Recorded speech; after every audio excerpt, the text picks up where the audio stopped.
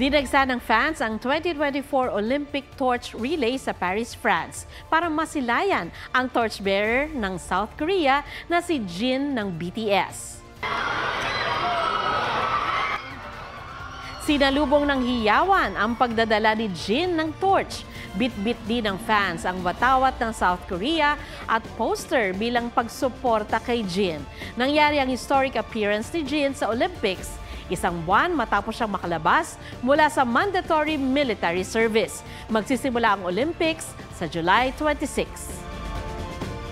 Mga kapuso, alamin ang State of the Nation. Mag-subscribe sa GMA Integrated News sa YouTube.